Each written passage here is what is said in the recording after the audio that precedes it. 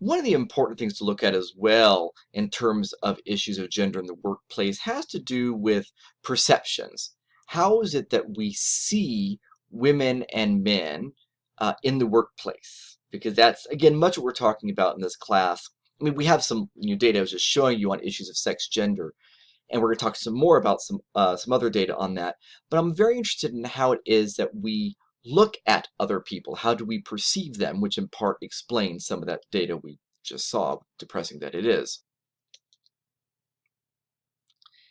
This chart is from 2019. It's from the Pew Research Center, and it asked women and men, well, actually mothers and fathers, excuse me, at this point in their life, assuming that they had a child that was under 18, which is what it says right here. So this percent of parents with children younger than 18 saying that at this point in their life, it would be best for them personally to be working full-time, part-time, or not at all. And so for fathers, 82% said right now it'd be better if I was working full-time, and for women it was 51%. So that's a pretty good, I mean, it's about half of women. We can talk about some other time, not right now, but some of the gendered issues that go into why it is that men more than women are more likely to feel like they should be working. A lot of it having to do with, performativity and expectations and all those sorts of things. But here's something else interesting. So this is among mothers who are, and this is a continuation of this question, right? Percent of parents with children younger than 18. So here are going to be mothers. So the percent of mothers with children younger than 18 saying at this point in their life it'd be best for them personally to be employed, full time.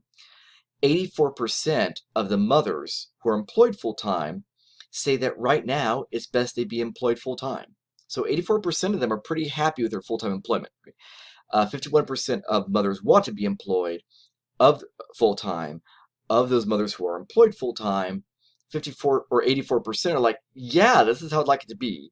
About 14%, and then another 2 would prefer to be less or just really super less, like not at all. 33% of women who are employed part-time, so a third of those women who are employed part-time actually would like to be full-time. Half of them are pretty satisfied with it. And about 25% of women who are not employed, in fact, would like to be working full-time, and they're not employed. And 35%, those two together, of course, would be 60, are like, yeah, I'd like some part-time work. So you're seeing is that there is, because even if we go back up to here, we're looking at, 81% of women would prefer to be fully or partially employed, is part of what you're seeing there. So that is what the individuals themselves are reporting. When you ask Americans, what is their view of the ideal situation, ideal employment situation for mothers and fathers? Well, for men with young children, it is, that 76% said the ideal is that they're working full time. And for women with young children, it's that 33% of them are working full time. So notice that.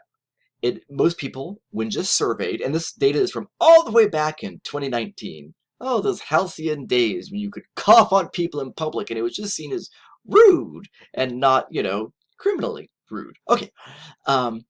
So 33% of women, people think, for about 33% of women, the ideal situation, if you have young children, is to, be working full time.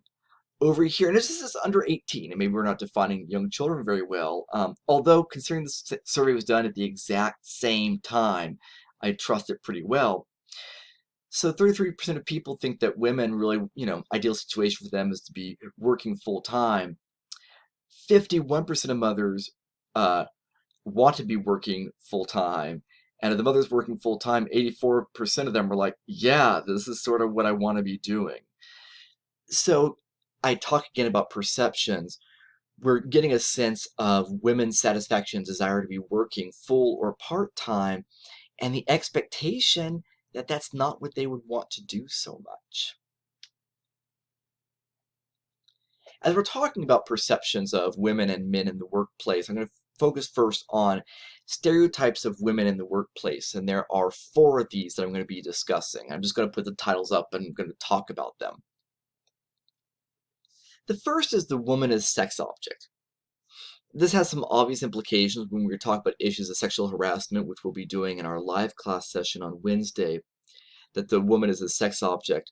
But there are other ways in the workplace, other than women being sort of surveilled, as your book talks about, being watched for their sexual appeal and enjoyment. There's something else that happens in the workplace, and that is that women's value is seen as a sex object, again, beyond issues of harassment. But the value of them is seen in, say, their beauty or their attractiveness, very often their youth. And it's the idea of putting a young woman out front as reception to be the welcoming face.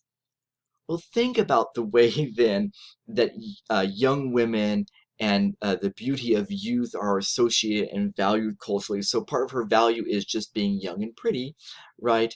The idea that if an event is being put on, the team at work is putting an event on, and so somebody has to help greet the people, and then somebody has to work with the vendors, who has to do this other thing.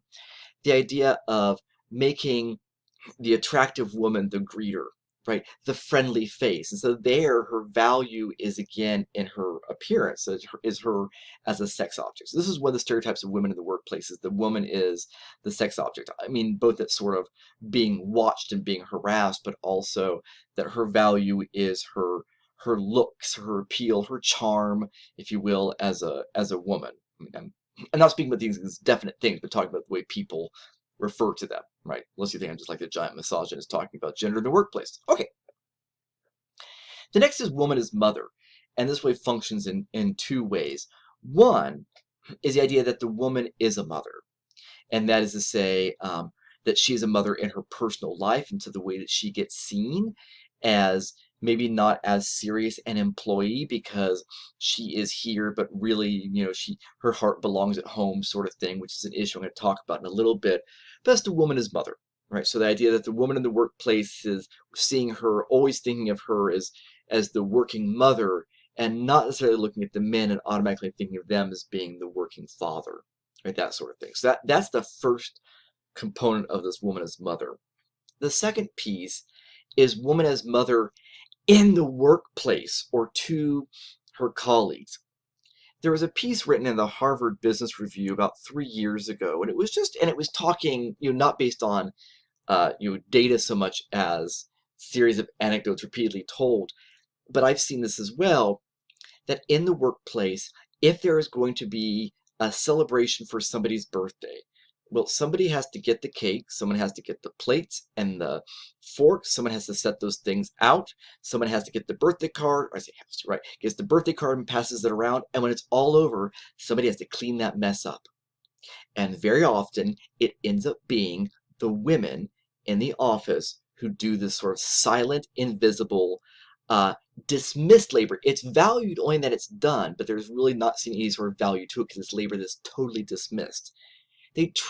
So it's treating women like they are the sort of metaphor of, the mother. By the way, I remember in junior high was the first time I ever saw, actually my home ec class, the sign that said, your mother doesn't work here, clean up after yourself. And I thought, well, my mother would not like seeing that, because I cannot tell you, I tell you, I wish, oh, my retirement would look so much better right now if I had $1 for every time my mother yelled at us, I am not your maid, right? So clean up after yourself was the takeaway from that.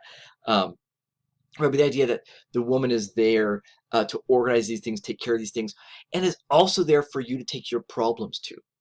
That she's the one you feel comfortable taking your problems to. And so when we get to education, in about a week or so here, we're going to talk about the parent of women academia is often serving the role of counselor to students much more than men do. But yeah, so anyway, the point here is woman as mother. She becomes the mother to the people in the workplace. A third theme is the woman as child. And this is the idea that the organization or her colleagues have to look out for her, not as a colleague, but as a woman, and therefore more vulnerable, more fragile. And it is true, women are assaulted in society, much more than men. There's no dismissing that. But what happens sometimes is organizations make choices on behalf of women in the way that a parent would for a child. So, for instance, deciding that somebody has to go on the road for a week to visit some out-of-state clients. Well, gosh, you hate to send a woman out alone. We'll send one of the men. Okay, that's not a choice you gave her. So there are some cultural issues that we could and should, but we can't here at this moment anyway talk about, in which women are less safe traveling on their own than men. We can talk about that. But the decision of, of whether or not to be the man or the woman, should not be made simply on the fact of he's a man and she's a woman.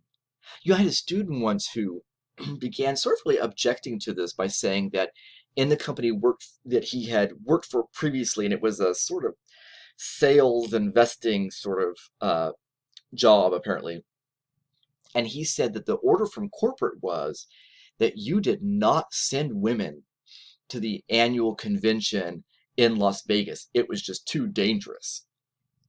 And in that case, there are two things that are happening. The first one is what we're talking about here. Is decided by the organization.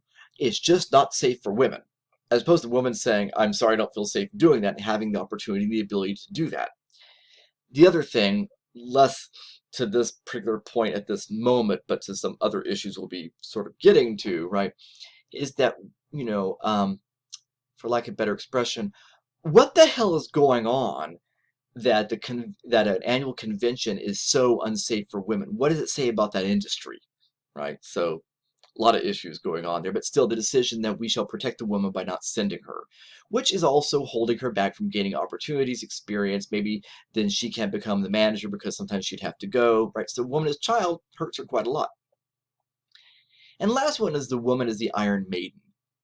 So this is the image of, if you're not familiar with the reference to a woman being an Iron Maiden, this is the idea that the woman is, as a worker, as an employee, that she is so hard-nosed. She's lost her femininity, and in that she has lost her humanity. And she's the tough, hard-nosed woman. She is sort of the bitch at work. She's all business and she's no fun, right? That's another stereotype we get of women in the workplace, which sometimes may be the woman who feels she's no fun. It may be a response to a woman who is perhaps in a hostile work environment, which again we'll be talking about in live class, and maybe not participating in it makes her seem more hard-nosed. Or maybe she knows that she has to work extra hard to get the same place that men get. But either way, that stereotype of the woman is that she's the Iron Maiden, the cold, hard, heartless, sort of humanless person. So for the stereotypes of women, we get the stereotypes of men, and there are three that I'm going to review with you. The first stereotype of men we get in the workplace is the man is the breadwinner.